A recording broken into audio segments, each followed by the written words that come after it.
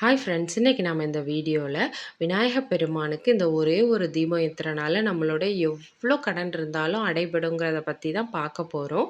இந்த ஒரு விளக்கை எப்படி ஏற்றணும், இந்த பரிகாரத்தை எப்படி பண்ணணும்னு தான் இந்த வீடியோவில் சொல்ல போகிறேன். ஸ்கிப் பண்ணாமல் ஃபுல்லாக பாருங்கள். அப்போ தான் நான் சொல்கிற பரிகாரத்தை உங்களால் முழுமையாக செய்ய முடியும். என்னோட சேனலை இப்போ தான் புதுசாக பார்க்குறீங்கன்னா மறக்காமல் சப்ஸ்கிரைப் பண்ணிக்கோங்க. பெல் பட்டனையும் கிளிக் பண்ணிக்கோங்க. ஆளுங்கிற நோட்டிஃபிகேஷன் கிளிக் பண்ணுங்கள். அப்போ தான் நான் கொடுக்குற எல்லாம் உடனே வரும். கடன் இல்லாதவங்க யார் தான் இருக்க முடியும்? அவங்க தகுதிக்கு ஏற்றாப்புல கடனும் வாங்கி வச்சுருப்போம்.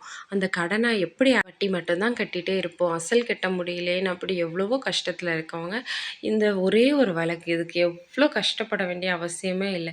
இந்த ஒரு தீபத்தை விநாயகருக்கு இந்த தேய்பிரை சங்கடஹரா சதுர்த்தி, அதுவும் ஆனி மாதத்தில் வருது, செவ்வாய்க்கிழமை வருது. இது ரொம்ப ரொம்ப சிறப்பு வாய்ந்த நாள்.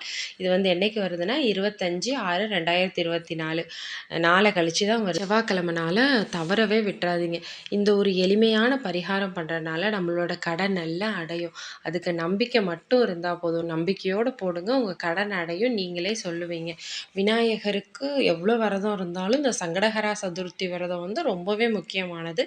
அதே மாதிரி தேய்பிரையில் வர்ற ஆனி மாதம் அதுவும் செவ்வாய்க்கிழமை சேர்ந்து வர்றது ரொம்ப சிறப்பு.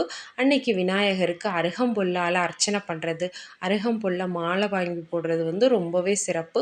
அதே மாதிரி வெள்ளை எருக்கலையும் அந்த நாளில் விநாயகருக்கு மாலை செஞ்சு போடுறது நம்ம வேண்டுதலை இன்னுமே பலப்படுத்தும். நம்ம வேண்டுறதெல்லாம் நடக்கும்.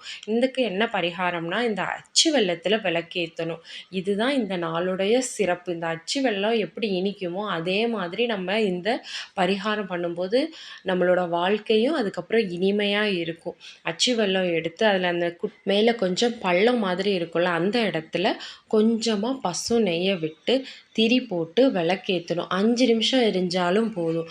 அந்த 5 நிமிஷதார நம்மளுடைய குலதெய்வம் அப்புறம் பிள்ளையார்கிட்ட வேண்டிக்கணும். என்னோட கடன்லாம் தீரணும், செல்வ செழிப்போடு இருக்கணும்னு மனசார நீங்கள் வேண்டிக்கோங்க. அதே மாதிரி பிரசாதமாக சர்க்கரை பொங்கல் முடிஞ்சால் பண்ணி வைங்க.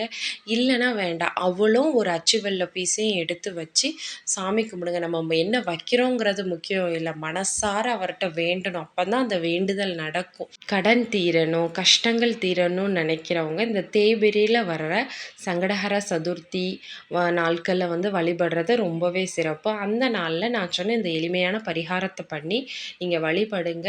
இப்படி தொடர்ந்து பண்ணும்போது உங்களுடைய கடன்லாம் சீக்கிரமே அடையும். வட்டி மட்டும் கட்டிட்டு இருந்தவங்க அசலையும் கட்டி சீக்கிரமாக அடைச்சிருவீங்க. நம்பிக்கையோடு பண்ணுங்கள், முழு மனதோட விநாயகர்கிட்ட வேண்டுங்க, எல்லாம் நல்லதாக நடக்கும். இப்போ தான் என் சேனலை புதுசாக பார்க்குறீங்கன்னா மறக்காமல் சப்ஸ்கிரைப் பண்ணிக்கோங்க.